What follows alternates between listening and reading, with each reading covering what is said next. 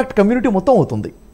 సరే, ఇక్కడే ఒక పాయింట్ అర్థం కాదు నాకు. అది కుల మతాలకు ఎందుకు ఆపాదిస్తారు? ఆ వ్యక్తి మనస్తత్వాన్ని బట్టి ఉంటుంది, వాళ్ళ మెంటల్ ఎబిలిటీని బట్టి ఉంటుంది కదా. అది అవును, వాస్తవమే. అయితే మాట్లాడే వ్యక్తి ఎలా రిప్రజెంట్ చేస్తున్నారంటే మీ మతాన్ని నేను అటాక్ చేస్తున్నాను, నా మతం సరైనది అన్న వాస్తవం వస్తుంది. కాబట్టి ఈ రెండు కమ్యూనిటీస్ మధ్యనే డిఫరెన్స్ వస్తున్నాయి. ఇక్కడ ప్రవీణ్ పగడాల గారు చేసినటువంటి కొన్ని డిస్కషన్ చర్చలు ఉన్నాయి. మీరు అన్నారు కులానికి మొత్తానికి వ్యతిరేకంగా అన్నారు, కుల మతం లేదు మానవత్వమే ముద్దు అన్నట్టుగా మాట్లాడారు. అప్రిషియేట్ చేయాలి, వాస్తవం ఇది, ట్రూత్ అది. అయితే కొన్ని డిస్కషన్స్ ఎలా జరిగాయంటే హిందూ సోదరులతో జరిగినటువంటి డిస్కషన్స్ అయినా ముస్లిం సోదరులతో జరిగినటువంటి కొన్ని డిస్కషన్స్లో అయినా కానీ అక్కడ ఉన్నటువంటి నెగిటివిటీయో లేక నెగిటివ్ భావాలు వచ్చే విధంగానో కించపరిచే విధంగానో కొన్ని వ్యాఖ్యలు చేశారు.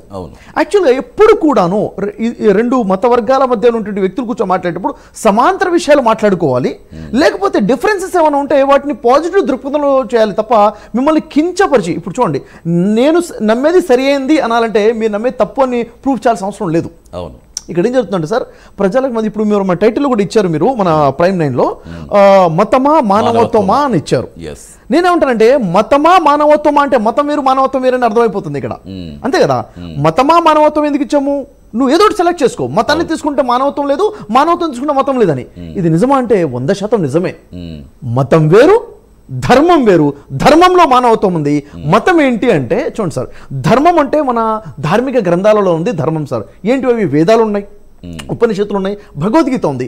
ఈ గ్రంథాలు ఏవైతే శృతులుగా ఉన్నాయో దీంట్లో ధర్మం ఉంది. బైబిల్ ఉంది, బైబిల్లో ధర్మం ఉంది. ఖురాన్ ఉంది, ఖురాన్లో ధర్మం ఉంది.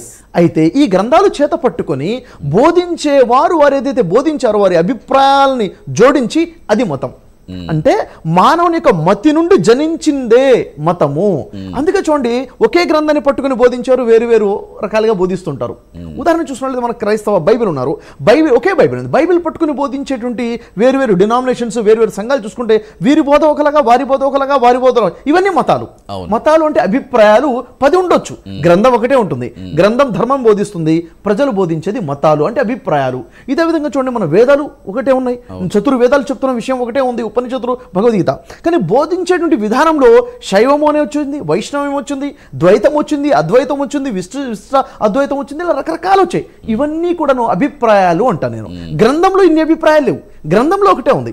ఇదే విధంగా ఖురాన్ ఉంది, ఖురాన్ ఒకే గ్రంథం, ఖురాన్లో ఉంది ధర్మం. కానీ ఖురాన్ని బోధించేటటువంటి వారు బోధిస్తే అనేక జమాతులు వచ్చేసాయి. ఇక్కడ హనఫియాన్ వచ్చింది, షాఫీ, హంబలి, రకరకాల స్కూల్ ఆఫ్ థాట్స్ వచ్చేసాయి. ఇవన్నీ కూడా మతాలు. మతాలు అంటే అభిప్రాయాలు, దీన్ని మజహబ్ అంటాం. దీని వేరు, మజహబ్ వేరు, ధర్మం వేరు, రిలీజియన్ వేరు. అయితే ఇక్కడ డిఫరెన్సెస్ ఎక్కడ ఉన్నాయి సార్? మతాల మధ్య డిఫరెన్సెస్ ఉన్నాయి. చాలా మంది స్టేట్మెంట్ ఇస్తుంటారు, అన్ని మతాలు బోధించేది ఒకటేనండి అంటారు. ఇంత బ్లండర్ స్టేట్మెంట్ ఇంకోటి లేదంటాను. అన్ని మతాలు ఒకటి బోధించట్లేదు, ఒక్కొక్క మతం ఒక్కొక్కటి బోధిస్తుంది. మతాలంటేనే అభిప్రాయాలు వేరు వేరుగా ఉన్నాయి, కానీ ధర్మం ఒకటి. వ్యక్తులు బట్టి కూడా ఉంటుంది. Exactly sir. ఇప్పుడు నేను ఏదైనా ఎక్స్ప్లెనేషన్ ఇస్తే నా అభిప్రాయాలు దాంట్లో జోడించబడతాయి కదా. కాబట్టి యాక్చువల్గా ఇప్పుడు ధర్మం ఏంటి సార్ అంటే వేదాలలో ఉన్న ధర్మమే, బైబిల్లో ఉన్న ధర్మమే, ఖురాన్లో ఉన్న ధర్మమే, భగవద్గీతలో ఉన్న ధర్మమే, ఒకే ఒక ధర్మం ఉంది. ఆ ధర్మం ఒకటే, ఆ ధర్మం ఒకటే. ఉదాహరణకి ఇక్కడ మనం గమనించినట్లేదు సార్, ఇక్కడ విద్వేషాలు ఎందుకు వస్తున్నాయి అని చెప్తాను. విద్వేషమైన వేర్పాటు వాదమైన ఒక అంటురోగం వంటిది అంటుకుంటుంది. ఉదాహరణకి ఒక వర్గంలో విద్వేషాలు లేక వేర్పాటువాద భావాలు ఉంటే, ఇదంటే ఉదాహరణ క్రైస్తవులు ఉందనుకోండి, అది హిందువులకు అంటుకుంటుంది, ముస్లింలకు కూడా అంటుకుంటుంది. ఈ మతాల మధ్య ఏమవుతుంది? వేర్పాటువాదం వస్తుంది, వైషమ్యాలు వచ్చేస్తాయి, విద్వేషాలు వచ్చేస్తాయి. సరే, మతాల మధ్య ఉండి ఆగిపోతుంది అంటే కాదు, మతం లోపల ఉండే వర్గాల మధ్య కూడా వచ్చేస్తుంది. ఉదాహరణకి ఇది ముస్లింలకు అంటుకుంది అనుకోండి, ముస్లింల నుండి వేరు వేరు వర్గాలు ఉన్నాయే, వీళ్ళు ఒకరిని ఒకరు అసహించుకోవడం మొదలు పెడతారు, వాళ్ళని వాళ్ళే. క్రైస్తవుల్లో నుండి వేరు వేరు డినామినేషన్స్, సంఘాలు వారి అసహించుకుంటారు, అక్కడ వేర్పాటు వస్తుంది. హిందువులు కూడా ఈ వేర్పాటు, శైవం వైష్ణవం వేర్పాటు. మీరు చెప్తున్నారు ఏ మతాల పేరుతో వారి అభిప్రాయాలు ప్రజల మీద రుద్దుతున్నారు. ఎగ్జాక్ట్లీ. ఏ ధర్మమైనా ఒకటే చెప్తుంది, ఎవరికి ఎక్కడ హింస ప్రేరేపించమని చెప్పి. ఇక్కడ ఒక చిన్న కరెక్షన్, క్షమించాలి. ఏ ధర్మమైనా కాదు, ధర్మం ఒకటే ఉంది. 2-3 ధర్మాలు ఉంటే ఏ ధర్మం అనొచ్చు, ఏ మతమైనా అనొచ్చు. ఏ మతమైనా ఒకటి బోధించట్లేదు, మతాలు వేరువేరుగా బోధిస్తున్నాయి, ధర్మం ఒకటే. భాషలు వేరు, బోధించిన ఋషులు వేరు. ఉదాహరణకి ఒక క్లారిటీ కోసం విషయం చెప్తానండి. భగవద్గీతలో 4వ అధ్యాయము 7-8 మంత్రాలు శ్లోకాలు మనం చూసినట్లయితే అక్కడ శ్రీకృష్ణుడు చెప్తున్నారు, ఎప్పుడెప్పుడు ఎక్కడెక్కడైతే ధర్మం క్షీణిస్తుందో అప్పుడప్పుడు నేను అవతరిస్తాను, మరి అక్కడ ధర్మాన్ని స్థాపింపచేస్తాను అని చెప్పారు. అంటే ధర్మం క్షీణించినప్పుడు ధర్మాన్ని స్థాపింపచేయడం కోసం పరమాత్మ భూమి మీదకి అవతరించడం జరుగుతుంది.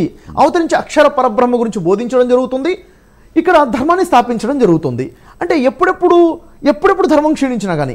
ఇప్పుడు శ్రీకృష్ణుడు ఎవరు అంటే ఇతను భరద్గురువా జగద్గురు అంటే భరద్గురు కాదు, జగద్గురు. కేవలం భారతదేశానికే కాదు కదా, భారతఖండ జగద్గురు. ఎక్కడ జగత్తులో పూర్తి ప్రపంచంలో ఎక్కడ ధర్మం క్షీణించినా ఆ పరమాత్మ అవతరించాల్సిందే, బోధించాల్సిందే. ఈ పరమాత్మ అంటే ఎవరండి? పరమాత్మ అంటే కేవలం హిందువులకు సంబంధించిందా? కానే కాదు. ఏ పరమాత్మ అవతరిస్తాడని చెప్తున్నారో ఇదే పరిశుద్ధాత్మగా బైబిల్లో చెప్పడం జరిగింది. ఇదే రూహుల్ ఖుద్దూస్ పరిశుద్ధాత్మ ఖురాన్లో చెప్పడం జరిగింది. దీన్నే జిబ్రైల్ అంటారు, ఈ పరిశుద్ధాత్మని గాబ్రియల్ అని కూడా అంటారు. అయితే ఇక్కడ చెప్పబడే విషయం అంటే అదే భగవద్గీతలో 4వ అధ్యాయం 1-2 శ్లోకాలు మనం చూస్తే శ్రీకృష్ణుడు అర్జునుడికి చెప్తున్నారు, ఓ కృష్ణ, ఈ యోగం ఏదైతే నీకు బోధించడం జరుగుతుందో, ఈ ధర్మము, ఇది ముందుగానే సూర్యుడికి బోధించడం జరిగింది. సూర్యుడు అంటే మొదటి మానవుడు ఆదాము. ఇదే మనువుకి బోధించడం జరిగింది, అంటే మహర్షి మనువుకి. ఇదే ఇక్ష్వాకులు బోధించడం జరిగింది. ఇదే ఇప్పుడు నేను నీకు బోధించడం జరుగుతుంది అన్నారు. ఇదే విషయం ఖురాన్లో కూడా ఉంటుంది. ఖురాన్లో 43 సూరా 12 వాక్యంలో ఉంటుంది క్లియర్గా. అక్కడ ఏ ధర్మం అయితే నీకు బోధించడం జరుగుతుందో మొహమ్మద్ ప్రవక్త, ఇది ముందుగా నూహుకి బోధించాను, అంటే మహర్షి మనుకు బోధించాను. ఇదే అబ్రహాంకి, తర్వాత మూసాకి, ఈసాకి ఇదే ధర్మం మీకు బోధించడం జరుగుతుంది. అంటే ధర్మం ఒకటేనండి. ఎప్పుడైతే అరబ్బు ఆ ప్రాంతంలో ధర్మం క్షీణించి మానవత్వం లేకుండా పోయిందో, అక్కడికి కూడా అదే పరిశుద్ధాత్మ, అదే పరమాత్మ, అదే జిబ్రైల్ అవతరించి మొహమ్మద్ అనే ఋషికి ధర్మాన్ని బోధించారు. అది అరబీ భాషలో. ఏదైతే ఇక్కడ సంస్కృతంలో బోధించారో అదే అరబీలో బోధించారు. భాష మారింది తప్ప ధర్మం మారలేదు. ధర్మంలో ఏముంది సార్? ధర్మంలో చెప్పబడే విషయం ఏంటంటే మానవుడు నిరహంకారంగా ఉండాలి. అహంకారం ఉండకూడదు. ఎందుకు? ఇది నాది ఏది కాదు కదా, ఇవ్వబడిందే. కాబట్టి నేను ఈరోజు నన్ను రేపు ఉంటానో లేదు తెలియదు. కాబట్టి అహంకారం ఉండకూడదు, సమానత్వం ఉండాలి. తర్వాత మానవత్వంతో జీవితం గడపాలి, రెస్పాన్సిబిలిటీతో ఉండాలి. ఆ తర్వాత ఆ సృష్టికర్త భగవంతుడు, ఆ సర్వేశ్వరుడితో డైరెక్ట్ కనెక్షన్లో ఉండాలి. ఇది సార్ ధర్మం అంటే. నీతి, నిజాయితీ, మానవత్వము, నిరహంకారంగా బతకడం, ఇదే ధర్మం. ఏ గ్రంథం చెప్పినా కానీ ఏ ధర్మం, ఇదే ధర్మం చెప్పదు. Yes, exactly. కాబట్టి ఇక్కడ మనం తెలుసుకోవాల్సింది ఒకటే సార్, మతం అనేది అడ్డుగోడలు కడుతుంది, మతము విద్వేషాలు రేకెత్తిస్తుంది. ఇప్పుడు అంటే చాలా మంది ఈ విద్వేషాలు ఎందుకు వచ్చాయంటే రూట్ కాజ్ ఒకటి ఉందండి. రూట్ కాజ్ ఏంటంటే నా దగ్గరే సరైన ధర్మం ఉంది, నా గ్రంథమే పరిశుద్ధమైన గ్రంథము, మిగిలిన గ్రంథాలన్నీ పరిశుద్ధమే కావు. మోక్షాన్ని పొందాలంటే, నిత్య జీవాన్ని పొందాలంటే, స్వర్గాన్ని పొందాలంటే నేనే సరైన మార్గంలో ఉన్నాను, మిగిలిన వాళ్ళు ఎవరు కాదని ముస్లింలు భావిస్తున్నారు, క్రైస్తవులు భావిస్తున్నారు, ఇట్లా వేరు వేరు వర్గాల వాళ్ళు కూడా ఇలా భావిస్తున్నారు. ఇది వాస్తవం కాదంట నేను. ఎందుకంటే ఒక వ్యక్తి మోక్షాన్ని పొందడానికి కావాల్సినటువంటి బేసిక్ ఇన్ఫర్మేషన్ మానవత్వానికి సంబంధించేనా, నీతి నిజాయితీకి సంబంధించేనా కానీ ఈ సందేశం అన్ని గ్రంథాల్లో అందుబాటులో ఉంది. కాబట్టి మనం పరిశీలన చేయకుండానే నా దగ్గరే సత్యం ఉంది, ఇంకెవరి దగ్గర సత్యం లేదు అంటాము, సరైన విషయం కాదు. ఎస్ సార్, కంటిన్యూ చేద్దాం. మనతో పాటు